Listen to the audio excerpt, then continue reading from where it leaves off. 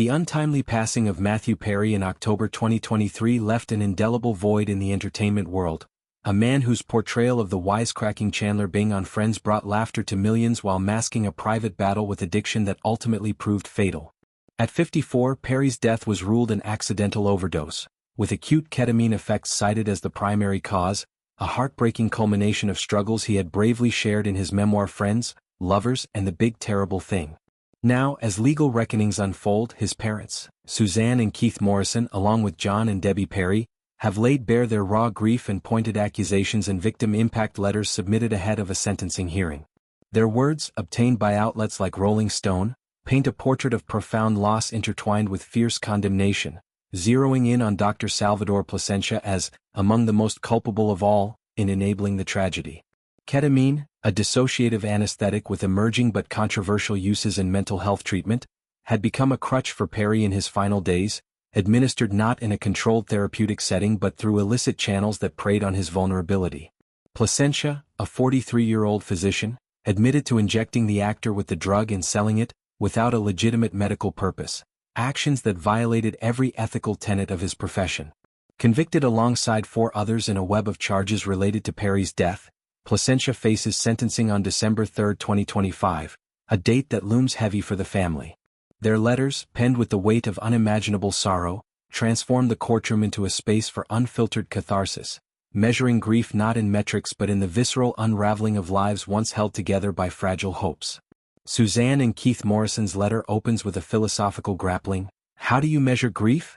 Can you possibly provide any rational accounting? The bottom falling out? Yes, that.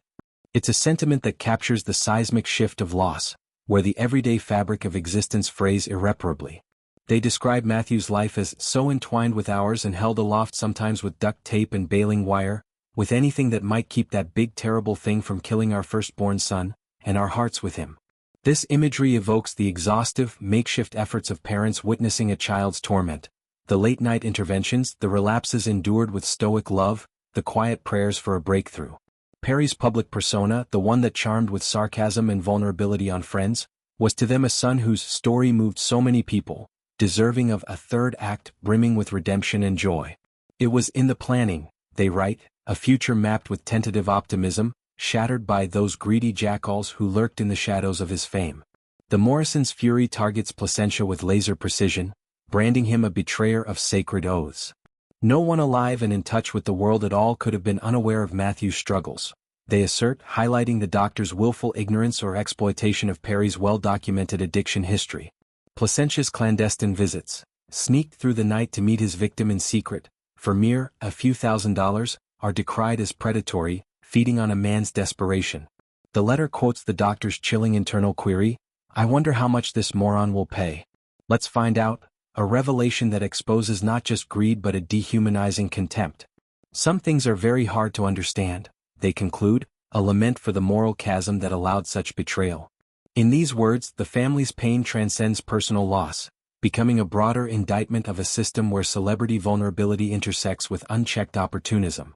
Echoing this outrage, John and Debbie Perry's letter withholds direct emotional communion from the doctor, declaring he didn't deserve to hear their innermost feelings. Their focus shifts to the future Matthew represented, a warm, loving man who was to be our rock as we aged, an uncle to our grandchildren and the mountain his siblings could turn to, our next patriarch. This vision of legacy, of Perry evolving from the show's comic relief to a familial anchor, amplifies the theft of potential.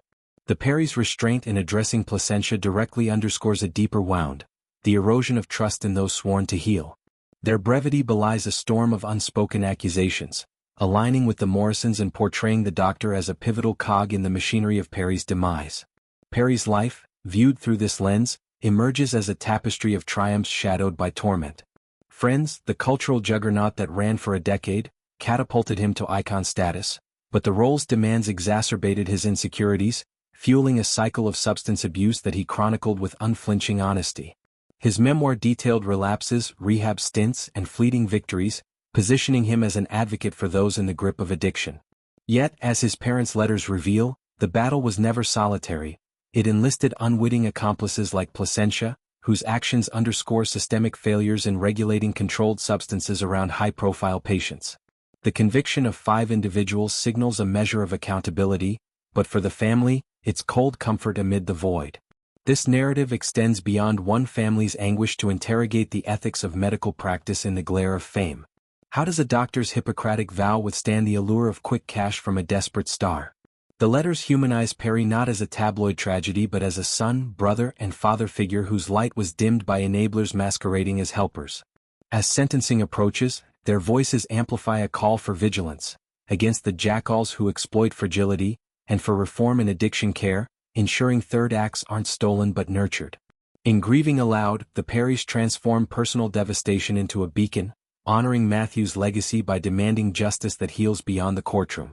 Their words, raw and resonant, remind us that behind every headline is a constellation of love, loss, and unyielding resolve, forever altered but unbroken in spirit.